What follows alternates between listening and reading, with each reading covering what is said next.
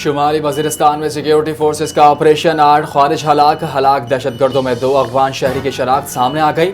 یکم اپریل کو دتا خیل میں کامیاب کارروائی در اندازی ناکام بنا دی گئی۔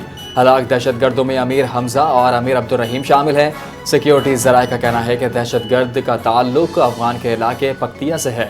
ماہرین نے اس پر زور دیا کہ سرحد پار دہشت گرد خطے کے امن کے لیے بڑا چیلنج ہے۔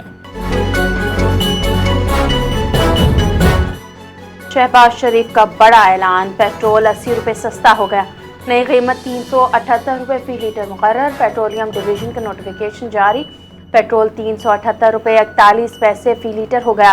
ڈیزل کی قیمت برقرار رکھی گئی، پیٹرول کی قیمت 458 روپے سے کم کر کے 378 روپے کر دی گئی۔ مریم نواز کا کاشتکاروں کے لیے ریلیف اور پیکج کا اعلان، 25 ایکڑ تک گندم کاشت کرنے والے کسانوں کو مالی امداد فراہم کی جائے گی۔ ہر 1 ایکڑ کے لیے 10 لیٹر ڈیزل پر 150 روپے فی لیٹر سبسڈی دی جائے گی۔ عالمی سطح پر تیل کی قیمتوں میں اضافے کے باعث پاکستان میں مہنگائی کا اثر ہوا۔ سبسڈی کے نظام کی شفاف اور مؤثر نگرانی کے لیے وزیر اعلیٰ خود مانیٹرنگ کر رہی ہیں۔ بھارت دہشت گردی کا ڈرامہ رچانے کی کوشش کر رہا ہے، اگر بھارت کوئی حرکت کرے تو کولکتہ تک جا کر جواب دیں گے۔ وزیر دفاع خواجہ آصف نے کہا، امریکہ ایران جنگ پر مذاکرات جاری ہیں، پاکستان اہم کردار ادا کر رہا ہے، دعا ہے امن ہو اور اختلافات ختم ہوں۔ وزیر دفاع نے بھارت کی فالس فلیگ کارروائیوں اور پاکستانی قیدیوں کے حوالے سے خبردار کیا۔ پاکستان کی فضائیہ نے بھارت میں کارروائی کر کے اسے فٹ چڑھا دی۔ وزیر اطلاعات پنجاب اسما بخاری نے مریم نواز کی قیادت میں ریلیف اقدامات کو سراہا، کہا مریم نواز شریف نے عوام کو ریلیف کے لیے دلی سکون فراہم کیا ہے۔ صوبے میں پبلک ٹرانسپورٹ مفت کر کے عوام کے دل جیت لیے، جنگی صورتحال تک سہولت جاری رہے گی۔ مریم نواز ہر مشکل میں عوام کے ساتھ کھڑی ہیں، کسان کو ہر موقع پر سر فہرست رکھا گیا۔ 2 سال میں تاریخی اقدامات کیے گئے، پنجاب ریلیف دینے میں تمام صوبوں سے آگے ہے۔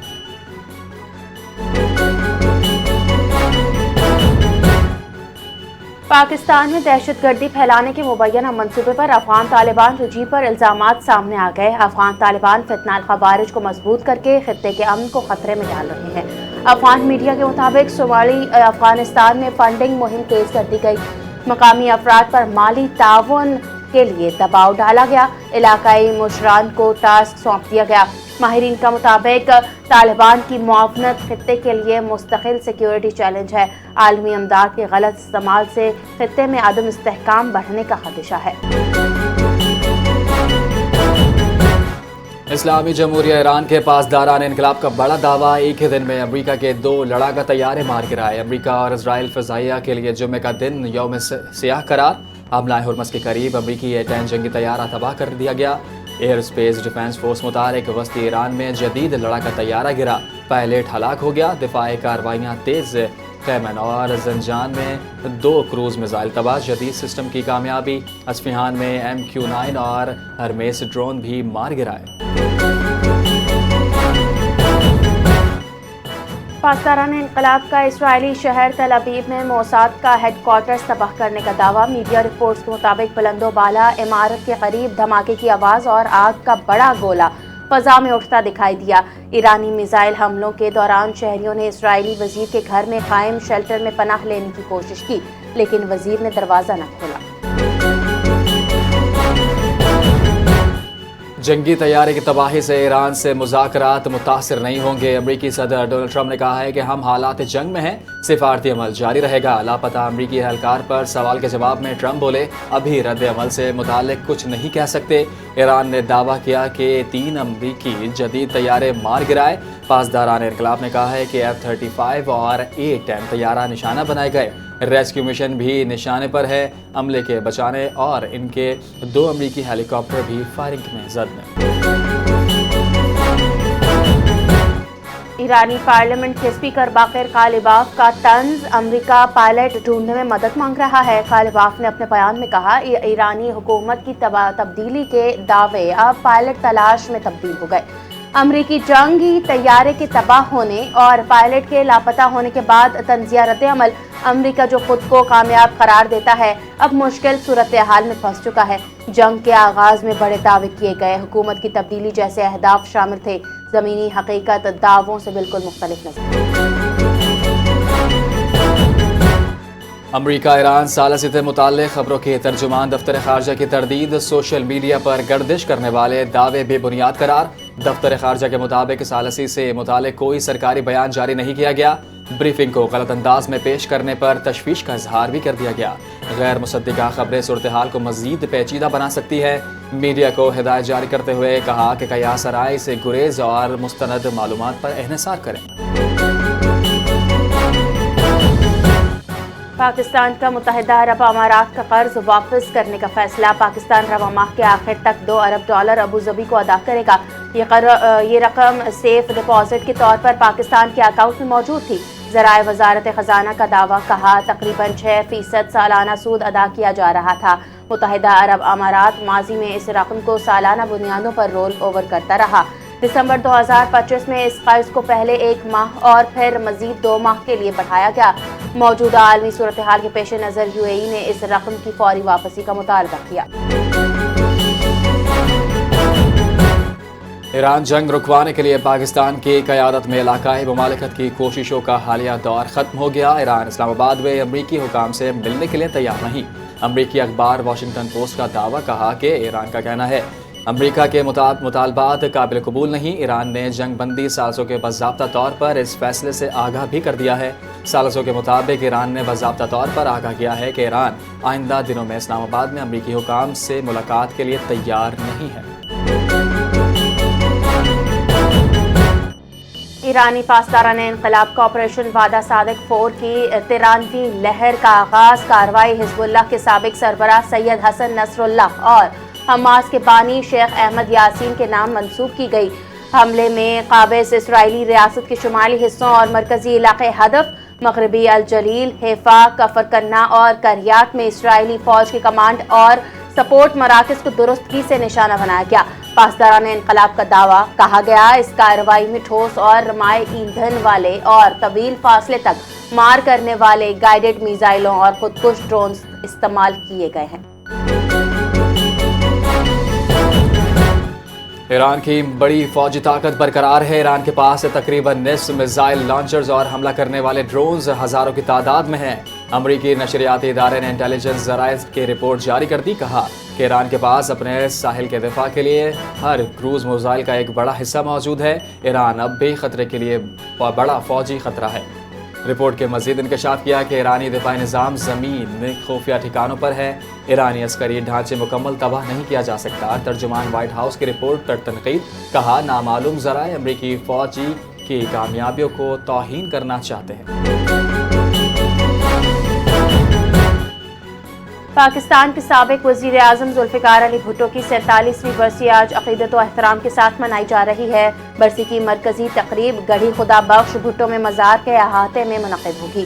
खित्ते की मौजूदा सूरत हाल के पेश नज़र तकरीबात को मुख्तसर रखा जाएगा। तकरीब में बिलावल भुट्टो जरदारी की शिरकत मुतवक्के। पाकिस्तान पीपल्स पार्टी की सीनियर क़यादत भी उनके हमरा होगी। सदर मुमलिकत आसिफ अली जरदारी का जुल्फ़िकार अली भुट्टो की 47वीं बरसी के मौके पर खुसूसी पैगाम। भुट्टो को सुप्रीम कोर्ट के राय के मुताबिक मुनसिफाना ट्रायल नहीं मिला। आसिफ अली जरदारी ने कहा कि भुट्टो केस में कई कानूनी तकाज़ों को नज़रअंदाज किया गया, जिससे अपील के हक पर असर पड़ा। 1973 का आइन भुट्टो दौर की बड़ी कामयाबी है। जनरल ज़िया के मार्शल लॉ के बाद भी भुट्टो केस को दोबारा खोला गया। वज़ीर आज़म शहबाज शरीफ का जुल्फ़िकार अली भुट्टो की बरसी पर खुसूसी पैगाम। क़ायदे अवाम को मुल्की, सियासी और आइनी खिदमात पर खराज अक़ीदत पेश किया।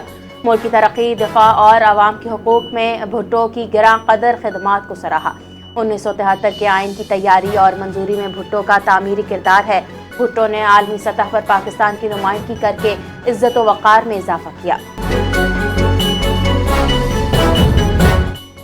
बिलावल भुट्टो का जरदारी का शहीद जुल्फ़िकार अली भुट्टो की बरसी पर पैगाम। भुट्टो एक मुदब्बिर रहनुमा थे, जिनकी कुर्बानी जमहूरियत और अवाम के वक़ार का लाजवाल आवाज़ बन गई। بلاول بھٹو نے کہا کہ ذوالفقار علی بھٹو ایک ایسے پاکستانی خواب کے معیار تھے جہاں اقتدار عوام کے پاس ہو. قائد عوام کے محروم طبقات کے لیے امید کا سورج روشن کیا اور سیاسی اور سماجی دھارے کو نئی جہت دی. سینئر وزیر سندھ شرجیل انعام میمن کا ذوالفقار علی بھٹو کی 47ویں برسی پر پیغام. شہید ذوالفقار علی بھٹو عہد اور عوامی حقوق کی جدوجہد کا استعارہ تھے. شہید بھٹو نے پاکستان کے عوام کو سیاسی شعور اور خود مختاری کا احساس دیا. شہید بھٹو نے ملک کو ایٹمی قوت بنانے کی بنیاد بھی رکھی. شہید بی بی نے بھٹو کے نقش قدم پر چلتے ہوئے ملک کو میزائل ٹیکنالوجی دی. آج پاکستان کا مضبوط دفاع ہونا شہید بھٹو اور شہید بی بی کی کاوشوں کو نمایاں. پاکستان رینجرز سندھ نے کراچی کے شاہ لطیف ٹاؤن سے شانو گینگ کے 4 ملزمان گرفتار کیے. گرفتار ملزمان میں گلزار احمد، ساجد علی، مرتضیٰ اور احمد علی شامل ہیں. ملزمان کے قبضے سے 30 بور پستول، جعلی پستول، موٹر سائیکلیں، موبائل فون اور نقدی برآمد کر لی گئی. گرفتار شدہ افراد کی مزید قانونی کارروائی کے لیے پولیس کے حوالے کر دیا گیا. کراچی میں ڈکیتی اور اسٹریٹ کرائم کی متعدد وارداتوں میں ملوث تھے. سی ڈی اے اور اے سی صدر شاہ اللہ دتہ کے مکینوں کے لیے وبال جان بن گئے. گھروں کی ناجائز مسماری پر مکین سراپا احتجاج بن گئے. ذاتی ملکیتی زمین پر بنے مکانات غیر قانونی طور پر گرائے گئے. شہریوں نے الزام لگا دیا کہ پیسے نہ دینے والوں کے گھروں کے خلاف کارروائیاں کی جاتی ہیں. جیب گرم کرنے والوں کے خلاف کسی قسم کی کارروائی نہیں کی جاتی. اے سی صدر کے عملے پر مبینہ ہراسانی اور رشوت طلبی کے سنگین الزامات بھی عائد کرتی. پاکستان کا آٹو سیکٹر عالمی سرمایہ کاری اور جدید ٹیکنالوجی کی جانب تیزی سے گامزن ہے. بی وائی ڈی کی شمولیت کے بعد پاکستان عالمی آٹو کمپنی کی توجہ کا مرکز بن گیا ہے. لکی موٹر کارپوریشن اور گوانگجو آٹو موبائل گروپ کے درمیان اسٹریٹجک شراکت داری قائم. فارچون 500 میں شامل جی اے سی گروپ کی سرمایہ کاری عالمی اعتماد کی عکاس قرار. بھارت میں انتخابی دھاندلی اور عوامی مینڈیٹ پر ڈاکے کے خلاف ہنگامہ. مغربی بنگال میں ووٹر لسٹ میں ہیرا پھیری اور جعلسازی کے خلاف احتجاج. مالدہ ضلع میں عوام نے دفتر کا گھیراؤ کر کے 7 عدالتی افسر کو محصور کیا. نئے ووٹر لسٹ میں نام نکالنے کے خلاف شدید رد عمل. ماہرین کے مطابق عوام مودی حکومت کے اوچھے ہتھ کنڈے پہچان چکی. ووٹر لسٹ میں چھیڑ چھاڑ، عوامی رائے دبانے اور آمریت کے ثبوت. ملک بھر میں بارشوں اور بالائی علاقوں میں برف باری سے موسم دوبارہ سرد ہو گیا. خیبر پختونخوا کے مختلف علاقوں میں بارشیں. حادثات میں 4 افراد جاں بحق، 19 زخمی ہو گئے. بلوچستان کے مختلف علاقوں میں موسلادھار بارش اور ژالہ باری. سیلابی صورتحال پیدا ہو گئی. آزاد کشمیر، گلگت بلتستان، ناران، سوات اور زیارت میں اپریل میں برف باری. سندھ اور پنجاب کے مختلف اضلاع میں وقفے سے بارش کا سلسلہ جاری ہے. ڈیرہ غازی خان اور فروٹ منرو میں بھی ژالہ باری. برساتی ندیوں میں طغیانی آ گئی. اور پاکستان سپر لیگ 11 میں لاہور قلندرز نے ملتان سلطان کو 20 رنز سے شکست دے دی. قلندرز کی جانب سے دیے گئے ہدف کے تعاقب میں ملتان سلطان 13 اوورز میں 5 وکٹوں پر 165 رنز بنا سکی.